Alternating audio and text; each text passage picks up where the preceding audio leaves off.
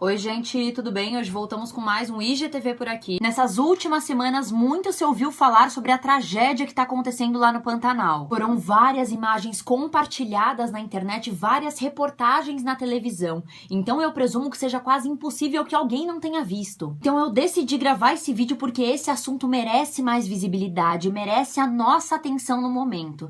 Então, sem mais delongas, bora lá. Mas antes de realmente explicar o que está acontecendo, eu preciso apresentar para vocês o protagonista e principal vítima dessa história, o Pantanal. O bioma do Pantanal, apesar de ser o menor do Brasil, é a maior planície inundada do mundo, com aproximadamente 250 mil quilômetros quadrados de extensão. Ele abrange os estados do Mato Grosso do Sul e ainda uma parte da Bolívia e do Paraguai, onde é chamado de Chaco. Ele abriga 263 espécies de peixes, 41 espécies de anfíbios, 103 espécies de répteis, 463 de aves e 132 de mamíferos, sendo 2 endêmicas, ou seja, só existem nesse bioma. Além disso, já foram mais de 2.000 espécies de plantas identificadas, uma vasta presença de comunidades indígenas e quilombolas, e além disso sofre influência direta de 3 outros biomas: Amazônia, Cerrado e Mata Atlântica. Mais tarde vocês vão entender o porquê. Só que, infelizmente, em dados,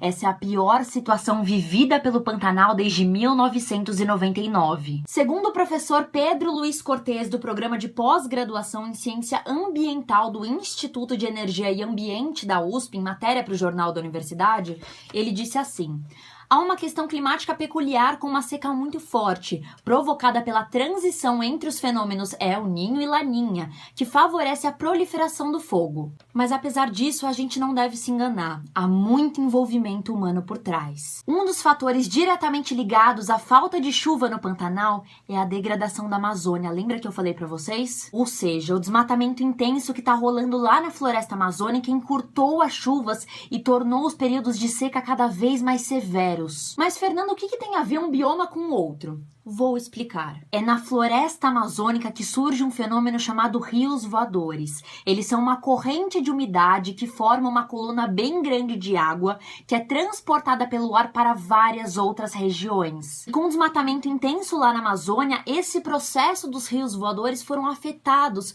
então não chega umidade em lugar nenhum, provocando seca. Da mesma forma, mas em processos diferentes, a degradação do Cerrado e da Mata Atlântica também afetam o Pantanal, porque isso causa um desequilíbrio ecológico. Mas para além disso, segundo o INPE, cerca de 16,5% do próprio bioma do Pantanal foi desmatado, sendo possivelmente 40% dessas ações feitas de maneira ilegal. Essa expansão do desmatamento é proporcional à expansão do agronegócio. Já são 15% dos territórios do Pantanal convertidos em pastagem. Além disso, segundo o biólogo André Luiz Siqueira, em uma reportagem concedida à BBC, ele fala assim: o fogo natural acontece por causa de raios, associado ao período das chuvas. Como não tem chovido, então é claro que é o homem o grande causador disso. Isso pode acontecer pelo uso cultural do fogo, então para fazer uma fogueira e por consequência a pessoa não apaga direito, para espantar mosquito, mas também não dá para descartar a possibilidade de incêndios criminosos. E não dá para deixar de mencionar o desmonte da fiscalização. Essa negligência facilita crimes ambientais e prejudica o combate a esses fatores. Mato Grosso do Sul, que é o estado que abriga cerca de 65% do bioma aqui no Brasil,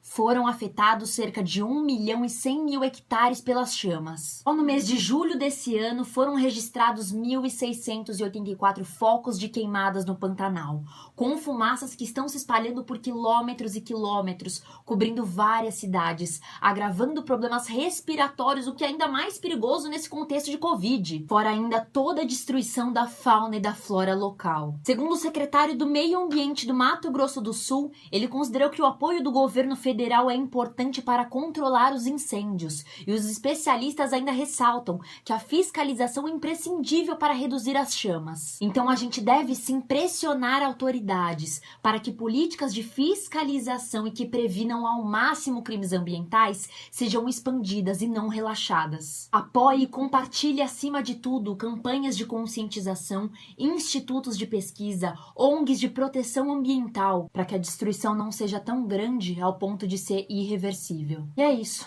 Eu finalizo o vídeo com profunda tristeza, acima de tudo, pela negligência que vem acontecendo. Não tenho mais o que falar. Não deixe de compartilhar o vídeo. Um beijo pra vocês e até o próximo.